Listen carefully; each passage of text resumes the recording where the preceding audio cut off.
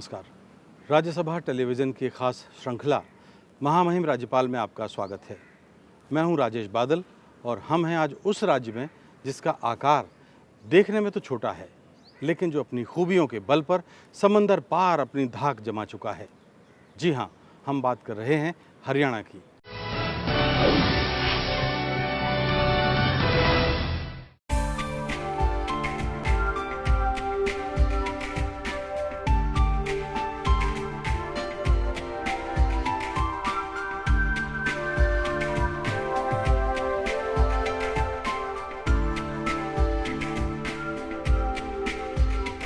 जाने माने गांधीवादी जगन्नाथ पहाड़िया इन दिनों हरियाणा के राज्यपाल हैं।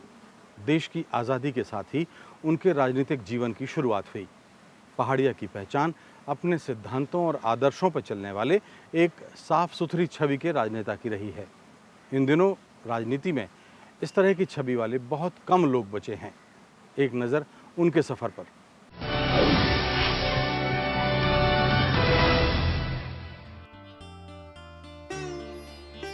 राजस्थान में भरतपुर जिले के भुसावर गांव में 15 जनवरी 1932 को जगन्नाथ पहाड़िया का जन्म हुआ। परिवार की हालत अच्छी नहीं थी। छोटी मोटी खेती से परिवार का पेट पलता था, इसलिए बचपन के दिन मुश्किलों और मुसीबतों का सामना करते बीते। प्राइमरी पढ़ाई गांव में ही पेड़ के नीचे बैठकर पूरी की। हाई स्कूल की पढ़ाई के लिए कई किलोमीटर नंगे पांव जाना पड़ता था। जवान हो रहे जगन्नाथ पहाड़िया कॉलेज के दौरान ही आजादी के आंदोलन से जुड़ गए। स्नातकोत्तर परीक्षा पास की और फिर राजस्थान विश्वविद्यालय ने उन्हें वकील बना दिया। लेकिन महात्मा गांधी और नेहरू से प्रभावित पहाड़िया ने राजनीति के मार्फत समाज सेवा का फैसला किया। सिर्फ 25 बरस के थे तो दूसरी लोकसभा के लिए चुने गए। 4 बार लोकसभा और 2 बार राज्यसभा के सदस्य रहे। राजस्थान के मुख्यमंत्री पद की जिम्मेदारी संभाल चुके पहाड़िया बिहार के राज्यपाल भी रह चुके हैं। वो अनेक विभागों के मंत्री रहे हैं और संसदीय समितियों के साथ उनका लंबा रिश्ता रहा है। गांधीवादी जगन्नाथ पहाड़िया ने राज्यसभा टेलीविजन से बातचीत में अपने संघर्ष और सरोकारों के बारे में बताया। बहुत अच्छी आर्थिक स्थिति नहीं थी, लोगों के पास जमीन थी नहीं और पढ़ाई लिखाई का सवाल ही पैदा नहीं होता था। कोई चलन ही नहीं था उस समय, चाहे लड़का हो चाहे लड़की। शिक्षा के और स्वास्थ्य के कोई साधन नहीं थे। कहीं कहीं पर कोई स्कूल होता था। तो ऐसी हालत के अंदर पता नहीं कैसे हमको एक भगवान ने प्रेरणा दी मेरे घर वालों को कि एक प्राइवेट शिक्षक ने हमको पढ़ाना शुरू किया, एक पेड़ के नीचे, नीम के पेड़ के नीचे। क्योंकि लोगों को डर था कि इनको पढ़ाएगा कौन, पढ़ाएगा तो दूसरे लड़के नहीं आएंगे शेड्यूल कास्ट के, ये वजह से। पर वो पढ़ना शुरू हो गया। इसके बाद में हुआ क्या कि हम 4-5 क्लास तक तो गए वहाँ। बाद में हमारी शादी हो गई तो हमको बोर्ड की परीक्षा देने नहीं दी गई। हमारी एक बार तो स्टेट के एक अलग रूल थे कि जिनकी शादी हो जाती थी उन लड़कों को बोर्ड की परीक्षा में नहीं बैठने देते थे। अरे लड़के क्या थे उस समय, इतने बड़े बड़े हम होते थे लड़के कि जो लगते थे कि लड़कियाँ हैं कि लड़कों के बाप हैं, क्योंकि शिक्षा का प्रचार ही नहीं था। जी। यानी आपकी शादी हुई और स्कूल छूट गया क्योंकि आपकी शादी हुई थी।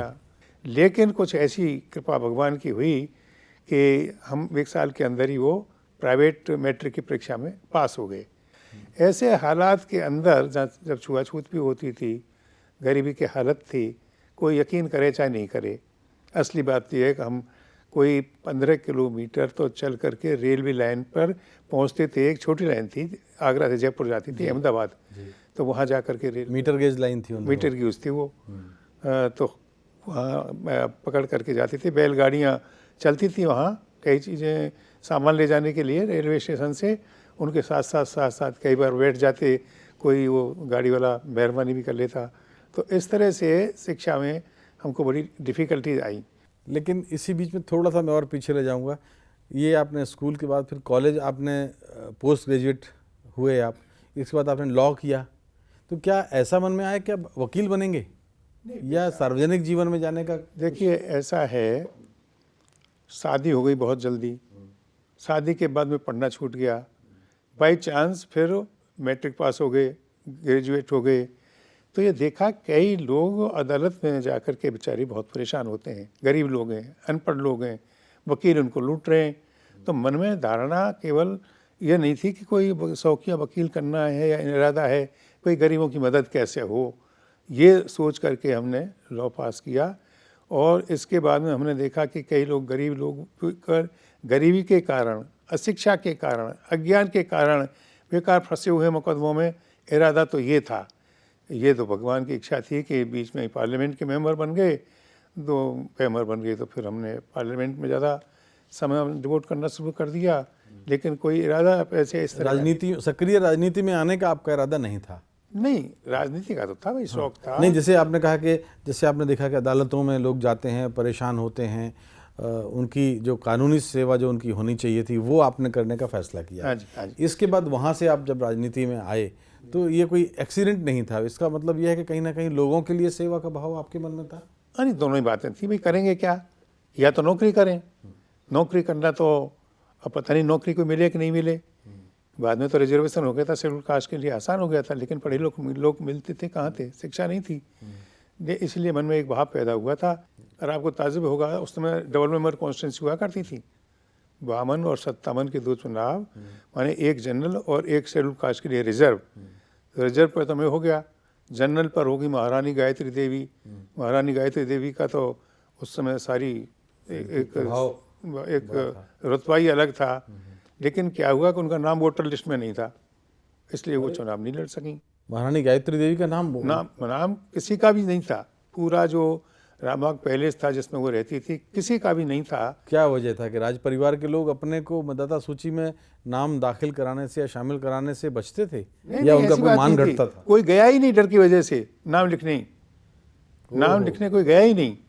जितने भी मतदाता सूची बनाने वाले लोग थे ना, उन्होंने सोचा बाबा कौन घुसने देगा, वह गए तो बेचारों को फटकार दिया गेट पर, राजमहल में। तो इसलिए उनका नाम नहीं था, वो चुनाव नहीं लड़ सकी। आप एक फैसला वो था कि जब आपको स्कूल में पिटाई लगी तो आपके दादाजी ने कहा कि नहीं अब ये पढ़ने नहीं जाएगा, यानी उन्होंने फैसला किया। इसके बाद आपकी शादी बचपन में हो गई, तो जाहिर है वो फैसला भी आपका नहीं था क्योंकि आप बच्चे थे, वो फैसला शायद आपके पिताजी का रहा होगा। इसके बाद आपने राजनीति में दाखिल हो गए आप, और चुनाव लड़ने का 57 का टिकट मिल गया। ये तीनों फैसले आमतौर पर जो उस तरह का समाज था कि बेटे के कैरियर का चुनाव, बेटे की शादी का चुनाव और बेटे को पढ़ाने का जो फैसला है, ये पेरेंट्स करते थे या परिवार के बाकी लोग मिलकर करते थे? नहीं, कोई परिवार के लोग नहीं करते थे, वो तो खुद ही अनपढ़ हुआ करते थे बेचारे। कभी कल्पना भी नहीं करते थे कि स्कूल में वो नहीं गए तो हमको कौन जाने देगा। ये तो संयोग की बात थी। देखिए, मैं इसको क्रेडिट ना अपने आप को दूंगा ना परिवार को दूंगा, ये संयोग की बात थी। ये सब चीज़ें हमको मिलती चली गईं, कभी जो कल्पना भी नहीं की थी वो बातें बाद में हो गई सारी। मेरा ख्याल है फिर तो आपने भी कभी नहीं सोचा होगा कि आप मुख्यमंत्री और राज्यपाल बन जाएंगे? प्रश्न ही पैदा नहीं होता है। सन 67 में सेंटर के अंदर डिप्टी मिनिस्टर बन गया। Parliamentary party, Congress parliamentary party, पूरी कांग्रेस पार्टी नहीं, पार्लियामेंट्री पार्टी का सेक्रेटरी भी बन गया। और इसके बाद में कुछ ऐसा मौका निकला कि वो मौका भी मुरारजी भाई के साथ, वो डिप्टी प्राइम मिनिस्टर थे, उनके साथ मिला। और इंदिरा जी थी प्राइम मिनिस्टर जी। मुरारजी भाई ने जब इस्तीफा दे दिया तो हम सीधे इंदिरा जी के साथ डिप्टी मिनिस्टर थे। बहुत मौका मिला सारे काम करने का, धरने का, सिवाय कैबिनेट के फैसलों के। और बहुत सारे काम ऐसे थे जो हमारे साथ में थे, हमारे जिम्मे थे। तो ये मौके सब कुछ ऊपर भगवान की बात कह सकते हैं या संयोग की बात कह सकते हैं। मेरा इसमें मैं कुछ नहीं मानता हूँ। अब करीब जो आप देख रहे हैं कि इतना अरसा, इतने दशक बीत गए हैं राजनीति में, और आपने सोचा कभी कि जो आपने सोचा था वो सब कुछ पा लिया है, या जो करना चाहते थे वो सब कर लिया है? देखिए, दोनों ही बातें नहीं हुई। ना तो सब जो कुछ सोचा था वो हो पाया, और ना जो करना चाहता था कर पाया। तो पीरियड छोटा थोड़ा मिला, क्योंकि करने की इंसान की इच्छा तो पता नहीं क्या क्या होती है। उस पर अगर हम जाएंगे तो कभी ज़िंदगी में कोई चीज़ आप संतुष्ट नहीं हो पाएंगे। इसलिए तो जो कुछ मिलता गया मैं तो उसी से संतुष्ट रहा। मुझे लगता है लेकिन आज की राजनीति जिस तरह की हो गई है, जो अपने आदर्शों और अपने उसूलों पर चलने वाले राजनेता हैं, वो उनको लगता है कि या तो वो मिसफिट हैं, फिट नहीं है, या वो कहीं हाशिए पर हैं। ऐसा भी कुछ नहीं भैया, मैं तो हाशिए पर नहीं, अपने आप को मिसफिट ही पाता हूँ। क्योंकि जिस तरह से मनी और मसल पावर का प्रयोग हो रहा है, जिस तरह से जातिवाद फैल रहा है, माफ़ कीजिएगा, मेरे जैसे लोग तो आगे चुनाव लड़ने की बात सोचते भी नहीं हैं।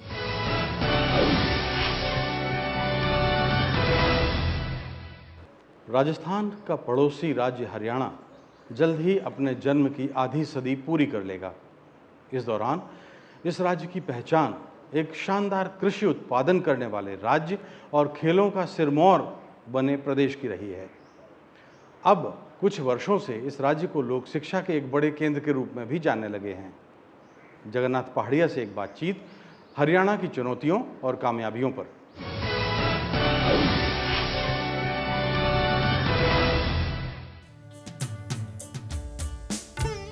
हरियाणा का जन्म 1 नवंबर 1966 को हुआ। इससे पहले वो पंजाब का हिस्सा था। बीते 47 साल में हरियाणा ने कई क्षेत्रों में शानदार मिसालें कायम की हैं। आकार में बेहद छोटा, लेकिन गेहूं के उत्पादन में बड़े बड़े राज्यों को मात करता है। बासमती चावल का सबसे बड़ा निर्यातक है, तो पंचरंगा अचार हरियाणा का जायका कई गुना बढ़ाता है। गुड़गांव और इसी तरह के अनेक इलाके इस राज्य को विकसित प्रदेशों की कतार में खड़ा करते हैं। हरियाणा के लोगों का साहस और शौर्य किसी पहचान का मोहताज नहीं है। पानीपत और कुरुक्षेत्र दो ऐसे इलाके हैं जो हरियाणा को दुनिया के नक्शे में खास जगह दिलाते हैं। कुरुक्षेत्र कौरवों और पांडवों के बीच महाभारत का गवाह है और अर्जुन को कृष्ण के उपदेश गीता की शक्ल में देने के लिए जाना जाता है। पानीपत की धरती पर बाबर और इब्राहिम लोदी, अकबर और हेमू तथा मराठों और अफगानों के बीच दिल्ली की हुकूमत के लिए जंग भी इतिहास के पन्नों में दर्ज है। यहाँ की लोक परंपराओं और संगीत का अपना अनूठा अंदाज है। हरियाणा के खेल और खिलाड़ियों ने दुनिया भर में अपनी धूम मचाई है। जाने माने गांधीवादी, अर्थशास्त्री और 2 बार कार्यवाहक प्रधानमंत्री रहे भारत रत्न गुलजारी लाल नंदा हरियाणा को अपना दूसरा घर मानते थे। इसीलिए जब गांधीवादी जगन्नाथ पहाड़िया ने हरियाणा के राज्यपाल का पद संभाला, तो उन्होंने भी इस राज्य को अपना दूसरा घर बना लिया। इस शानदार प्रदेश के बारे में बात करते हुए राज्यपाल जगन्नाथ पहाड़िया भावुक हो जाते हैं। हरियाणा से कब से संबंध हुआ ये याद करना तो बहुत मुश्किल है, लेकिन अगर मैं कहूँ कि देश की आज़ादी के तुरंत बाद से ही ये सब सिलसिला शुरू हो गया तो कोई अतिशयोक्ति नहीं है। जब आपने राज्यपाल के तौर पर शुरुआत की तो क्या लगा, हरियाणा आज का जो हरियाणा है उसके सामने कौन सी बड़ी चुनौतियां हैं? हरियाणा के सामने सबसे बड़ी चुनौती मेरी राय में तो बेरोजगारी की है।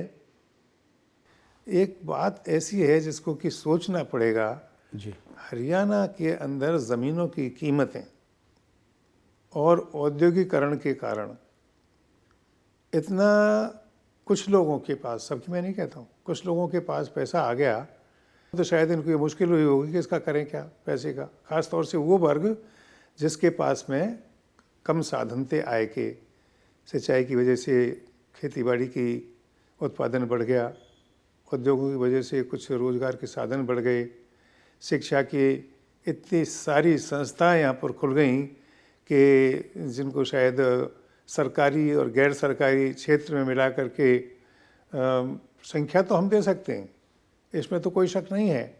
लेकिन इतना मैं कहूँगा कि देश के अन्य प्रांतों के मुकाबले इसके एरिया को और उसकी आबादी को देखते थे अनुपाततः हरियाणा के अंदर बहुत तरक्की इस मामले में हुई। हरियाणा आज जो इस राज्य की गिनती है एक विकसित प्रदेश के तौर पर होती है और उस नाते उसमें कई जगहों पे अपना कीर्तिमान भी उसने बनाया है। जैसे कृषि उत्पादन में अगर देखें तो वो भी हरियाणा का एक बड़ा नाम बड़े सम्मान के साथ सारे देश के राज्यों में लिया जाता है। कुछ यहाँ का जो यहाँ की हरियाणा के से जो खिलाड़ी निकले हैं, यहाँ खेलों के लिए प्रोत्साहन के लिए एक माहौल है। आपको कैसा लगता है जब एक छोटे से राज्य का देश के बाहर भी जब नाम इस तरह से लिया जाता है, होता है तो? न केवल मैं, न केवल हरियाणा वासी, सारा देश गौरवान्वित महसूस करता है कि एक छोटे से प्रांत के खिलाड़ी इतने बड़े पदक जा कर के कॉमनवेल्थ में या ओलंपिक्स में या इस तरह के आयोजनों में जब पदक लेकर के आते हैं तो स्वाभाविक है कि भाई हमको गर्व होता है इस बात का कि हमारे खिलाड़ी, ना केवल लड़के, लड़कियां भी अच्छा काम कर रही हैं और हम ऐसी आशा करते हैं कि सरकार की नीति भी इसमें एक कारगर बहुत सारा कदम लोगों को आगे बढ़ाने में मदद कर रही है। यहाँ पर एक स्कीम इन्होंने चलाई कि पदक लाओ और पद पाओ। माने अगर आप अच्छे खेल करके विदेशों में आएंगे तो हमारा नाम ऊंचा करेंगे, इसलिए इनको हम एक अनुपाततः नौकरी भी देते हैं और स्कॉलरशिप भी देते हैं। और ऐसा लगता है कि समाज के बहुत सारे बच्चे बच्चियां वो सब इससे प्रोत्साहित हो रहे हैं। गांवों के अंदर भी टैलेंट हंट जिसको कहते हैं ना, वो भी यहाँ सरकार ने जारी किए हैं। उससे भी केवल वो खिलाड़ी जो कि बहुत ऊपर पहुँच गए वही नहीं, बल्कि गांवों के अंदर अच्छे अच्छे बच्चे धीरे धीरे करके अभी से ही हमने तलाश करना शुरू कर दिया है।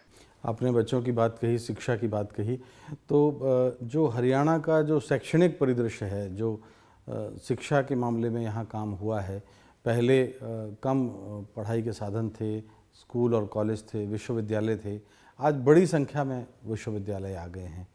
तो इन विश्वविद्यालयों की सही उपयोगिता आप देख रहे हैं कि इसमें, या अभी उनमें कुछ और काम करने की ज़रूरत है? देखिए, उपयोगिता तो है ही, लेकिन काम करना भी और बहुत ज़रूरी है। जितनी क्वालिटेटिव एजुकेशन होनी चाहिए, ये ज़रूरी नहीं कि सब में एक समान इस तरह की क्वालिटी आ रही हो।